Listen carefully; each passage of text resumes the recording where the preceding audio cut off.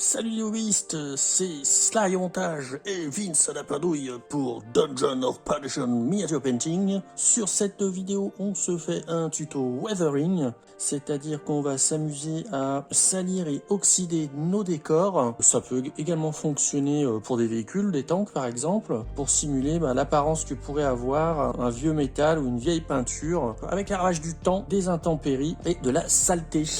Je vais vous montrer ça sur les décors de Kill Team Octarius. Donc ces décors, c'est des décors orques. Donc c'est des barricades faites de briques et de broc. Une espèce de forteresse, vous avez plusieurs parties comme ça qui vous permettent de monter un bastion. Et on voit ça tout de suite après le générique.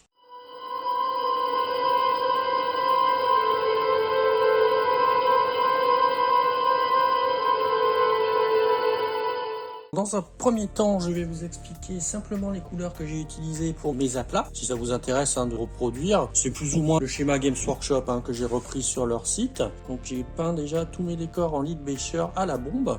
Une couche directement sur le plastique. J'ai utilisé pour mes rouges du Evilson Scarlet. Pour le noir, pour les pneus, c'est du Abaddon Black. Pour tout ce qui est cuivre, toute la tuyauterie, pot d'échappement et autres, j'ai utilisé du Balthazar Gold. Ici, sur la caisse, c'est du Deathguard Green. Pour le bleu, là, j'ai pris une couleur Scale Color que j'aime bien, le Caspian Blue. Pour le jaune, déjà, une couche de Balor Born. Et ensuite, deux couches de Iriel Yellow. Les têtes là de Gork et de Mork, c'est du Ulzuan Grey. Si on voit encore un petit peu de métal au travers, c'est pas bien grave. C'est la peinture de toute façon vieillie et qui s'écaille. Le noir sur ce décor là, dans les creux, j'ai fait avec du Black Templar. On va pouvoir rentrer dans le vif du sujet, qui est donc le weathering. Première étape, on va se faire un gros lavis avec le classique Scrag Brown. Donc un gros lavis, c'est quoi? C'est un peu de peinture et surtout beaucoup d'eau. Là, j'ai trempé mon pinceau dans l'eau. Hop, je vais le faire plusieurs fois. Là, on va avoir quelque chose de bien liquide. Ce Scrag Brown va nous permettre de vieillir notre lead becher, notre métal, de le teinter un petit peu donc en marron, mais pas trop non plus. C'est pour ça qu'on l'a bien dilué pour qu'on voie encore le métal à travers la peinture. Et ça va simuler une couche de crasse, poussière et déjà une première couleur d'oxyde. Je vais commencer par cette partie-là, cette petite partie. Donc on voit des carters, des tuyaux, une caisse à outils. Une espèce de bonbonne de gaz ici. J'ai pris ma peinture sur ma palette et je vais l'étaler généreusement de partout. Vous voyez, la peinture se rétracte bien, donc elle reste surtout dans les creux et on voit encore le métal au travers. Là, on va tirer comme ça un petit peu sur nos couleurs, comme ça. Du coup, ça va lier un petit peu notre métal, nos couleurs différentes. Je fais des traits comme ça. Je ne m'amuse pas à tout peindre. Allez, on va salir ces vieux outils là dans la caisse. Ça doit faire longtemps qu'ils ne sont pas utilisés, ils sont complètement ensevelis. On fera également pareil sur les autres parties et puis sur notre bastion. Je vais commencer à vous montrer ici par exemple. On déborde un petit peu là où on a peint d'autres couleurs, mais pas trop. Comme ceci là, on salit un petit peu. Et donc on va barbouiller vraiment l'entièreté de nos parties métalliques. On se retrouve dès que j'ai fait tout ça pour la suite de notre weathering. Voilà ce que ça donne après ce premier lavis de Scrag Brown. Alors je l'ai surtout localisé sur tout le lead becher, un petit peu débordé sur les carters, sur les choses un peu colorées, mais pas trop quand même, pour pas cacher toute la couleur en fait, qui en reste un petit peu. Et je n'en ai pas mis quasiment pas non plus sur tout ce qu'on n'a pas en Balthazar Gold, parce qu'on va venir passer un lavis d'une autre couleur pour vieillir ces parties métalliques cuivrées. Là j'ai aussi fait une partie du gros bastion, c'est pas encore tout à fait sec. Donc ça donne un effet poussiéreux, terreux et oxydé dans les creux surtout. Et là, on va continuer notre weathering en prenant cette fois de la Agrax Earthshade. On va se concentrer, comme je vous disais, sur toutes les parties en Balthazar Gold et également dans les recoins les plus enfoncés, les plus sombres. Ça va nous permettre avec notre Agrax Earthshade de foncer ces parties qui vont être dans l'ombre. Par exemple ici, voilà, je commence à en appliquer. On a dit sur tout ce qui est Balthazar Gold, on applique généreusement notre Agrax Earthshade après avoir bien secoué votre peau pour éviter les effets de brillance. Même si c'est sur ces parties de décor, si ça brille un peu, c'est pas grave. On va dire que c'est de l'huile ou du fuel. D'ailleurs, on viendra apporter ce type d'effet un petit peu plus tard sur certains endroits. On va très vite, on barbouille. Il faut en mettre un petit peu sur d'autres parties en lead becher. c'est pas tout à fait sec, ça se mélange un peu, c'est pas grave. Sur la visserie là, de façon aléatoire. Donc on applique également dans les creux de nos parties peintes en rouge. On va faire tous nos décors, tout le Balthazar Gold qu'on a peint sur tous nos décors. Et puis comme je vous dis, aléatoirement dans certains creux, quand vous faites du weathering, il faut faire les choses de façon un petit peu aléatoirement. Plus ça a l'air abîmé de façon aléatoire, plus ça sera réaliste. Donc ça fait des taches, de la poussière, de l'oxyde, cette petite partie. Et puis je ferai également le gros bastion à hors caméra. Donc ça, c'est notre deuxième lavis consécutif. On a commencé par Scrap Brown et après la Graxor Chad, qui est une valeur sûre dans le weathering et le vieillissement des métaux. On fait tout la Graxor Chad et on se retrouve pour la suite. Alors voilà ce que ça donne une fois que notre Graxor Chad a séché. J'ai passé donc les lavis sur les différents éléments qui étaient déjà prêts. Sur ce bout de bastion, comme pour le reste, la Graxor Chad sur toutes les parties cuivrées, et puis bon également sur certaines parties métalliques, argentées. Maintenant, on va attaquer la rouille à proprement parler, l'oxyde de cuivre, donc de manière plus localisée. Pour ce faire, je vais utiliser donc pour la rouille du Trollslayer Orange. Pour l'oxyde de cuivre, vous pouvez utiliser ce technical de chez Games Workshop, donc le Nihilac Oxide, que vous trouvez facilement dans vos centres de hobby. Et moi, j'avais acquis il y a quelques temps des peintures comme ça, du pigment liquide de chez Green Stuff World, et ça marche pas mal aussi. Là, j'ai deux teintes différentes, je vais utiliser plutôt ça.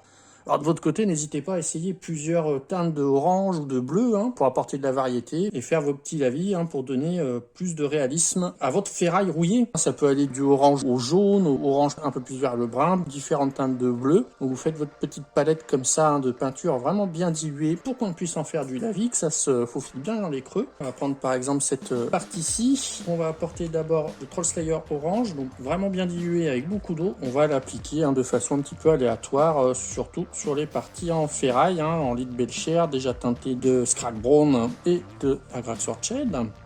Dans les creux en fait, c'est là que ça rend bien, comme ceci, un petit peu partout. Ça marche bien sur la visserie aussi. Je vais appliquer ça un petit peu partout, assez vite. Je peux par exemple venir en mettre dans les creux de cette tôle.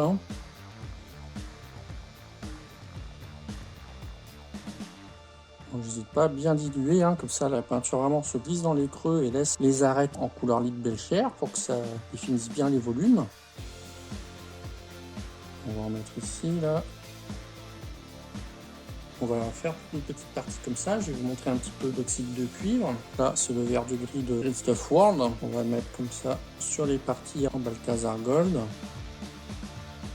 Donc celui-là, il faut y aller avec parcimonie, ne recouvrez pas entièrement vos métaux, vraiment dans les creux, quelques endroits localisés, pas que ça fasse too much. J'alterne avec le bleu turquoise, on va venir mettre par ici, dans les creux toujours.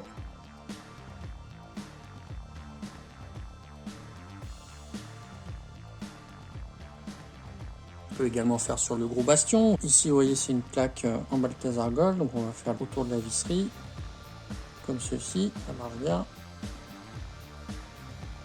Si vous voulez rentrer un petit peu plus dans les détails avant que ça sèche, vous revenez avec votre pinceau essuyé, puis vous venez tirer comme ça, faire des petites coulures. Vous pouvez prendre le temps de faire ça sur chaque partie, c'est toujours un petit peu plus réaliste. On va venir également appliquer donc notre Trollslayer Orange. Pareil, dans les creux, en lit de Belcher, tout ce qui est un petit peu argenté, métallique. La rouille peut s'accumuler, toujours en lavis très liquide, sur la tôle.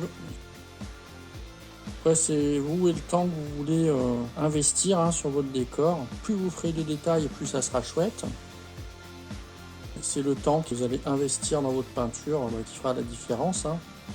On se retrouve quand j'ai fait tout ça et on poursuit ensuite notre weathering avec d'autres petits détails à ajouter. Une fois qu'on en a terminé avec nos petites touches de rouille et d'oxyde de cuivre, comme ceci, le gros bastion. On va s'amuser maintenant avec la peinture qui est présente donc sur certains des objets, sur les carters ici, tonneaux, caisses à outils. On va s'amuser à l'écailler, à l'abîmer un petit peu avec une méthode très classique, très simple et que vous connaissez peut-être déjà. On va utiliser ce qu'on appelle de la mousse de blister. C'est de la mousse qu'on trouve dans le blister de figurines généralement, dans certains emballages. C'est une méthode simple et rapide, hein. Il y en a d'autres qui apportent des résultats plus réalistes, peut-être plus jolis, mais qui prennent beaucoup plus de temps. Donc là, dans un premier temps, on va prendre un Rhinox Hide, un petit peu d'eau. Diluez un petit peu, hein, pas trop non plus, c'est pas la peine. Et on va prendre notre mousse de blister. Alors vous essayez de la réduire un petit peu comme ça entre vos doigts. On la trempe dans la peinture.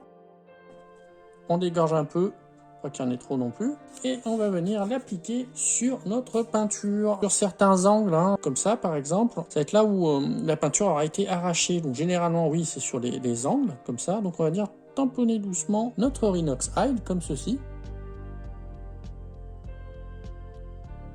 Vous voyez, ça fait déjà un petit effet sympa. On va aller un petit peu plus loin. Vous verrez, ça rendra encore mieux.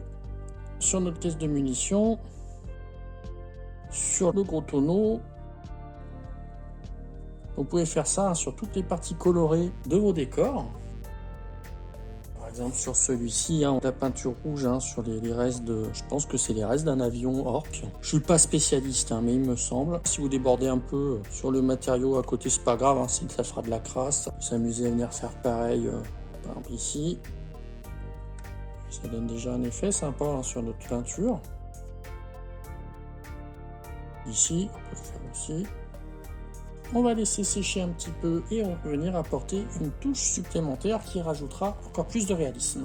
Une fois que notre Rhinox Hide est sec, on va appliquer la deuxième et dernière étape de notre écaillage de peinture simple et rapide. J'ai mis du Iron Breaker dans ma palette avec un petit peu d'eau, comme pour le Rhinox Hide. Et pareil, on va appliquer exactement la même technique avec un peu de mousse de blister.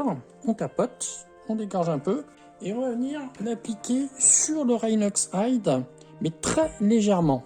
Vraiment très légèrement, il ne faut pas recouvrir entièrement votre Rhinox Hide. On va commencer par exemple vraiment sur l'arête des bidons ici. Juste comme ça suffit. Donc la peinture est arrachée, abîmée, oxydée, hein, comme de l'oxyde avec le Rhinox Hide, et on voit le métal en dessous. Vous allez faire exactement la même chose pour toutes les parties en Rhinox Hide. Donc très légère pose de notre peinture métallique. Et voilà, c'est suffisant. Si vous en mettez trop, ça va gâcher l'effet. Je remets un petit peu d'Iron Breaker sur ma mousse. Je viens peaufiner donc mes petites arêtes. Pareil sur le bastion. Là où j'ai mis un peu de Rhinox Hide, on va venir tamponner un petit peu au centre avec mon Iron Breaker. Voilà, c'est simple, c'est rapide. Et ça marche super bien.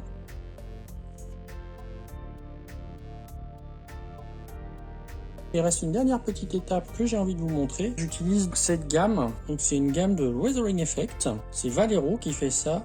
Et celui-ci, par exemple, ça va ressembler un petit peu à de l'essence ou de l'huile. Et je vais m'amuser à en appliquer sur toutes les parties qui pourraient être censées contenir de l'huile ou de l'essence sur mes décors. Hein, comme c'est des restes de moteurs, d'engins, de machines. Il y a quelques endroits où on peut appliquer pour ajouter un petit effet super sympa. J'ai bien secoué tout à l'heure, dans ce vieux pinceau-là. Et puis on va venir en mettre un petit peu sur les moteurs, sur les vérins ou autres. Comme ça, bon, ça ressemble à des moteurs. Hein, je sais pas ce que c'est exactement, mais je vais m'amuser à en mettre comme ça dessus. Et ça donnera un effet gras et brillant. Sur cette partie là également, là ici on a un genre de vérin d'amortisseur, je vais en mettre dessus aussi. Voilà, vous dispatchez à certains endroits mécaniques, hein. Donc voilà, de façon aléatoire, pas trop non plus, hein, vraiment pas que tout votre décor brille, vraiment dans certains coins comme ça qui vous paraissent justifiés, hein, d'avoir de l'huile ou de l'essence. Bah écoutez, je crois qu'on est pas mal, je vous ai montré pas mal de petites astuces donc pour faire un weathering simple et rapide. C'est terminé pour ce tuto weathering sur décor. J'espère que ça vous a plu. Si c'est le cas, n'hésitez pas à nous laisser un gros pouce vers le haut. N'hésitez pas également à commenter si vous avez des questions ou des suggestions. Et bien sûr, à vous abonner. Et je vous dis à bientôt sur Dungeon of Perdition Miniature Painting.